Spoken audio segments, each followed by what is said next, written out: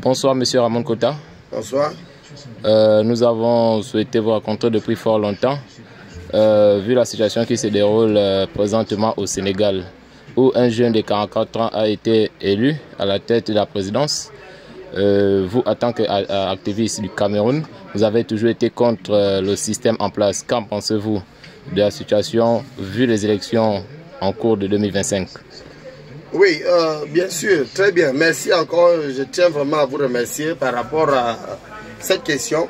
Parce que dans notre pays, nous ne pouvons pas parler des élections du moment où nous savons qu'après 2025, ces hommes vont encore amener des photos pour se balader un peu partout pour pouvoir dire que celui que vous appelez le président du Cameroun, le soi-disant président du Cameroun, dont je ne reconnais pas comme président de la République, donc j'appelle le roi Paul Biya, ils vont toujours prendre les photos de ce monsieur, de ce vieillard, pour aller encore dire qu'il a gagné les élections. Parce que c'est ça le problème du Cameroun. Le Cameroun n'est pas dirigé par ces papas fatigués, ces hommes fatigués.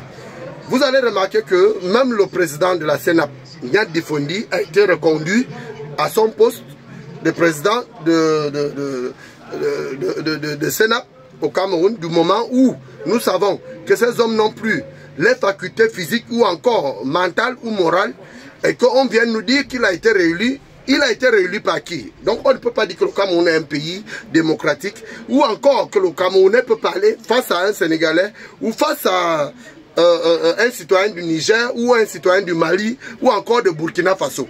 Parce que nous avons des pays qui nous ont prouvé que de toutes les façons, le peuple peut prendre les décisions et que les choses finissent telles que le peuple désire ou encore telles que les citoyens pensent. Parce que dans notre nation, nous avons toujours eu ce problème depuis 1982, où le roi Paul Biya alias Hitler, après son accession à la tête des institutions camerounaises, il n'a jamais rien fait à part tuer, massacrer et diviser les Camerounais.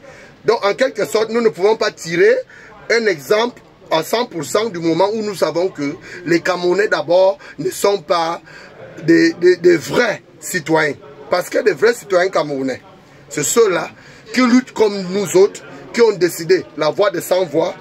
Comme vous venez de le dire en tant qu'activiste, mon travail, c'est de sensibiliser nos citoyens, de les mettre sur le chemin droit pour qu'enfin nous puissions trouver le semblable de la démocratie dans notre nation. Parce que notre nation va ainsi et beaucoup de Camerounais ont été découragés, beaucoup de gens ont été découragés. C'est pour ça que vous allez constater qu'ils sont un peu partout dans le monde, dans le faux. La plupart sont dans le faux et certains ne savent pas qu'un Cameroun nouveau qui est prévu pour 2025 est possible pour tous. Je vais profiter aussi à rappeler à ceux-là qui sont au pouvoir que au fur et à mesure, nous on voit ce qui se passe dans d'autres pays. Le Sénégal venait de nous montrer le bon exemple. Donc on appelle ça la démocratie. Lorsque on est fatigué et qu'on se rend compte qu'on ne peut pas subvenir aux besoins de tous, on laisse la chance à l'autre. Alors nous souhaiterons que bien avant 2025, que le roi Paul Biya alias Hitler, dont vous appelez président de la République, le soi-disant président de la République du Cameroun, puisse penser comme ça pour pouvoir laisser la chance à la jeunesse camerounaise, pour que la jeunesse camerounaise puisse se remettre au travail pour la reconstruction d'un Cameroun nouveau, sans son régime criminel bien sûr. C'est de ça qu'il est question. Nous vous remercions. Merci, monsieur Ramon Kota.